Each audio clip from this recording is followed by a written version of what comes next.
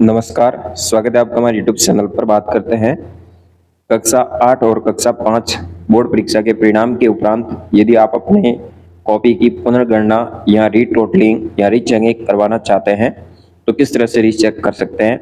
Recheck करने के लिए आपको कक्षा 8 और 5 के लिए ऑफलाइन फॉर्म भरना होता है, जबकि 10th और 12th का ऑनलाइन माध्यम से होती है, लेकिन 8वीं और 5वीं की पुनर्गणना है वो ऑफलाइन माध्यम से होती है। कैसे होगी इस वीडियो में संपूर्ण जानकारी प्रदान करेंगे।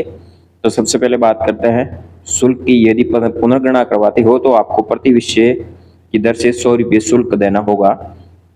आवेदन फॉर्म आपको भर करके विद्यालय स्तर पर जमा करवाना है। इसके लिए टाइम फ्रेम भी जारी कर दी गई है, जिसमें विद्यार्थी के द्वारा एक आवेदन पत्र, जो हम आपको आगे बताएंगे किस तरह से भरना है। आवेदन पत्र भर करके आपको विद्यालय में 5 तारीख से 12 तारीख के मध्य आप जमा करवा सकते हैं। साथ ही आवेदन पत्र में समेकित सूची, संस्था प्रधान एक सूची तैयार करेगा। जितने आवेदन होंगे विद्यालय में उनकी लिस्ट बनेगी। उनको 13 जून तक ये डाइट प्राचार्य को उपलब्ध करवानी होगी। फिर 16 जून से प्राचार्य डाइट मूल्यांकन केंद्र पर ये प्रेषित करेंगे सूचियाँ। फिर पुनर्गणना कार्य होगा 18 जून से 28 जून के मध्य मूल्यांकन केंद्र प्रभारी के द्वारा। फिर 30 जून को परिणाम परिवर्तन होने पर डाइट द्वारा जारी किया जाएगा, जिसमें परिवर्तित अंकों की सूची उपलब्ध करवाई जाएगी 1 जुलाई को प्राचार्य डाइट के द्वारा वापस। तो इस तरह से ये टाइम फ्रेम रहेगी, यानी आप आवेदन 5 जून से 12 जून के मध्य कर सकते हैं। आवेदन करने के लिए आपको एक ऑफलाइन आवेदन होगा, जैसे कि यहाँ देख रहे हैं ये कक्षा 5 के बोर्ड के लिए है। यदि ये आवेदन पत्र आप प्राप्त करना चाहते हैं तो हमारे डिस्क्रिप्शन में टेलीग्राम का लिंक दिया गया, वहां से ये आवेदन प्रिंट ले सकते हैं PDF के रूप में। यहाँ पे आवेदन ये कक्षा 5 के लिए है। आपको एक पेज का फॉर्म है, इसको भरना है। यहाँ के आपको जिले का नाम आएगा या फिर जिले का नाम लिखना है जिस जिले से आप हैं। फिर नीचे आपकी सामान्य डिटेल, जिसमें परीक्षार्थी का नाम आएगा, पिता का नाम, जन्म तिथि लिखनी है।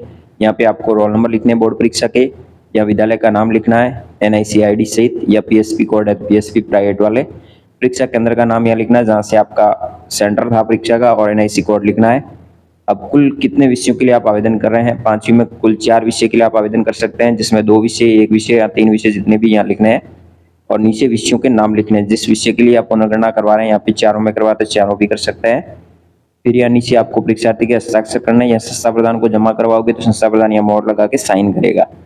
इस फॉर्म के साथ में आपको ऑनलाइन जो आप परीक्षा परिणाम देखा है, पोर्टल द्वारा जनरेट की गई अंक तालिका, उसकी फोटो प्रति इसके पीछे लगानी है। बाकी कोई डॉक्यूमेंट की आवश्यकता नहीं है। तो ये एक लगा करके आपको विद्यालय में जमा करवाना है 12 जून तक। ये 5वीं के लिए है। इसी तरह आगे 8वीं के लिए भी हम बताएंगे। 5वीं के विषयों की समेकित सूची बनाएंगे संस्था प्रधान, तो इसकी प्रिंट भी आप ले सकते हैं, हमारे टेलीग्राम चैनल पे पढ़िए PDF। तो इस तरह से समेकित सूची बनेगी जो डाइट को भेजी जाएगी सभी विद्यार्थियों की एक साथ, ये ऊपर समेकित सूची रहेगी। फिर बात करते हैं 8वीं बोर्ड की। तो 8वीं बोर्ड का भी प्रारूप ऐसा रहेगा। यहाँ पे जिले का नाम लिखना है, नीचे आपको परीक्षार्थी का नाम, पिता का नाम, जन्म तिथि, परीक्षार्थी के रोल नंबर बोर्ड परीक्षा के, या विद्यालय का नाम, NIC कोड, या सेंटर का आपका परीक्षा का था उसके NIC कोड और परीक्षा का सेंटर का नाम, या कितने विषयों के लिए करें तो आप यहाँ सब विषयों के लिए भी कर सकते हैं। 2 विषयों के लिए, जितने भी विषयों के लिए आप करें, या विषयों के नाम लिखने हैं। नीचे आपको अपने साइन करना है, और यहाँ पे संस्था प्रधान साइन करेगा, और पोर्टल द्वारा जनरेट अंक तालिका इसके साथ में ऐड करनी है। उसके बाद आपको जो आप फॉर्म दोगे, वापस संस्था प्रधान ये समय की सूची इस तरह से तैयार करेगा। इस PDF के जो समय की सूची बनेगी इसको ही, और ये समय की सूची फिर डाइट को भेजी जाएगी जहाँ भी आपका डाइट सेंटर जिला का होगा।